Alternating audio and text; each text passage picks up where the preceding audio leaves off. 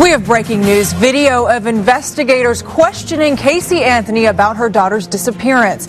And never before seen pictures have just been released in the case against Casey. Now, this is all evidence that could be used in the murder trial, and we're getting our first look at those tapes. I'm Laura Diaz, in for Eric Weber. Mike DeForest begins our team coverage this afternoon. And Mike, you've been watching hours and hours of these new videos just released. What's the biggest development of it all? Well, this interview that you're about to see between Casey and the FBI occurred back on October 14th. That was the day that a grand jury indicted Casey for murdering her daughter, and then she was subsequently arrested. Now, on the video, Casey says over and over that she and her attorney are willing to sit down with detectives and talk about Kaylee's disappearance, something that Jose Baez had also been talking about for months earlier.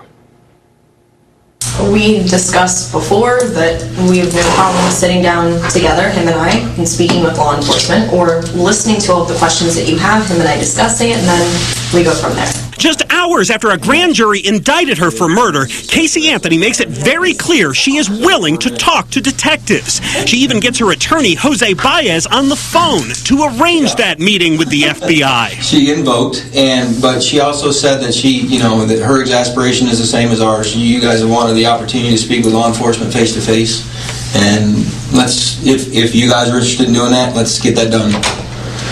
Quit the finger pointing, okay? While waiting for Baez to arrive at the sheriff's office, Casey talks about her still missing daughter. I, as a mom, I know in my gut, there's the feeling as a parent, you know certain things about your child, you can feel that connection. And I still have that feeling, that presence. I know that she's alive.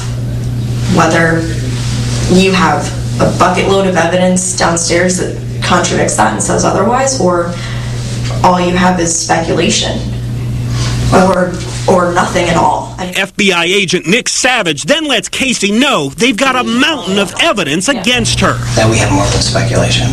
We have a lot, or else we wouldn't be to this point. A lot.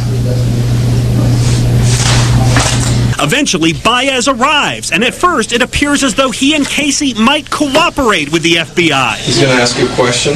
You don't say anything else other than the answer. Okay? Once again, with her attorney present, Casey reiterates that she is willing to talk to detectives about her missing daughter. We would listen and discuss it, and if we have something to respond, we'll respond. Okay, do you want to speak to me in private? Yes. So we can clarify this? Yes. At that point, Casey and Baez are escorted into another room with no cameras or microphones. When they return a while later, Baez announces that there will be no meeting. I'll just go ahead and state for the record that she's invoking her right to counsel, and at this time wishes to request to go to the jail. So did Casey genuinely want to sit down and chat with the FBI, or was this all just a big game to make Casey appear cooperative, even though she had no intention of actually talking to detectives? Well, ultimately, Laura, a jury may be asked to consider that question. But does Jose Baez ever even give an answer as to why Casey just won't talk with the investigators? His only explanation is she wants to invoke her right of counsel, which means she doesn't want to talk, and he never explains why. And that's it. All right. Well, thanks, Mike. All right, let's head over now to investigative reporter Tony Pipitone standing by with new pictures, Tony, that we haven't seen yet. Well, really, and you need to go back to December 11th now, the day Kaylee's body was found in those woods around the corner from the Anthony home. Investigators got a search warrant for the house, and you're about to see why they think there's a connection between the two places. First, this gas can found in the shed to the side of the Anthony family home. It's not so much the can there that drew their attention, but that duct tape attached to the top of the can. It's very important because duct tape was also found attached to Kaylee's skull. Now, when you look even closer, you can see something unusual. The name of the manufacturer, Henkel, clearly seen on the outside of the duct tape. The defense says that duct tape's pretty common, but I haven't seen any brand names on the outside of duct tape before. Now, there's also this picture of Kaylee and Casey taking some time in the past. Investigators focused on those pink striped pants that you see Kaylee wearing. That's because those are the same pants, apparently, that Kaylee was wearing when her body was dumped. And that, prosecutors may argue, adds to the evidence that whoever killed and duct taped her on her last day was at the Anthony family home. Now, there's still something in today's discovery that gives the defense a potential reason to argue that police have lied and try to stoke reasonable doubt in a jury's mind. It's some statements that we have obtained, and we're looking at them now, and tonight, later on Local 6, we'll explain how that could damage the state's case. Laura? All right, thank you, Tony.